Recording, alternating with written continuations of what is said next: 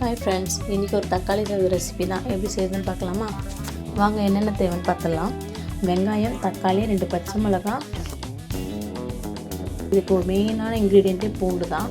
பூண்டு உங்களுக்கு எவ்வளோ தேவைப்படும்னு பார்த்து அந்த அளவுக்கு நல்லா உரிச்சு எடுத்துக்கணும். இன்றைக்கி நான் ஒரு கைப்பிடி அளவுக்கு பூண்டு உரிச்சு எடுத்துருக்கேன்.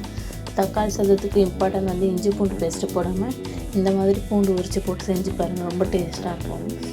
இப்போ ஒரு குக்கரில் எண்ணெய் ஊற்றி கடுகு போட்டு பூண்டு, வெங்காயம், கருவேப்பிலை, பச்சை மிளகாய் போட்டு நல்லா வதக்கிக்கலாம்.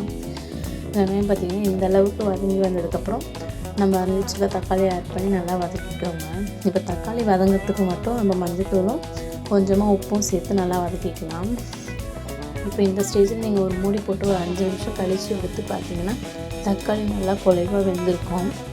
இப்போ நம்ம மசாலா ஆட் பண்ணிக்கலாம். இன்றைக்கி பார்த்திங்கன்னா நான் வெறும் மிளகாத்தூள் மட்டும்தான் ஆட் பண்ண போகிறேன்.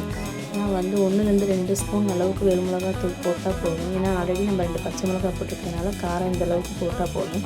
இந்த தக்காளியோட அந்த புளிப்பு வந்து நம்மளுக்கு தெரியணும். நான் பார்த்திங்கன்னா 1 டம்ளர் அரிசி எடுத்துருக்கேன். அதுக்கு 2 டம்ளர் தண்ணி ஊற்றி மூடி போட்டு ஒரு 5 நிமிஷம் அப்படியே விட்டுருந்தேன். இந்த அளவுக்கு நல்லா கொதிச்சு வரும். நான் இன்றைக்கி வீட்டு அரிசி தான் எடுத்துருக்கேன். ஸோ அதனால் நீங்கள் அதே மாதிரி எந்த அரிசி யூஸ் பண்ணுறீங்களோ அதுக்கேற்ற மாதிரி தண்ணி அளவு வச்சுக்கோங்க. இப்போ ஒரு விசில் விட்டு நம்ம இறக்கி பார்த்தோம்னா இந்த அளவுக்கு நல்லா வெந்திருக்கும். ரொம்ப டேஸ்ட்டாகவும் இருக்கும். இந்த மாதிரி ஒரு வாட்டி ட்ரை பண்ணி பாருங்கள். ஃபைனலாக வந்து கொஞ்சம் கொத்தமல்லி தூவி நீங்கள் பரிமாறிக்கலாம். ரொம்ப டேஸ்ட்டான தக்காளி சாதம் சூப்பராக இருக்கும். தேங்க்யூ.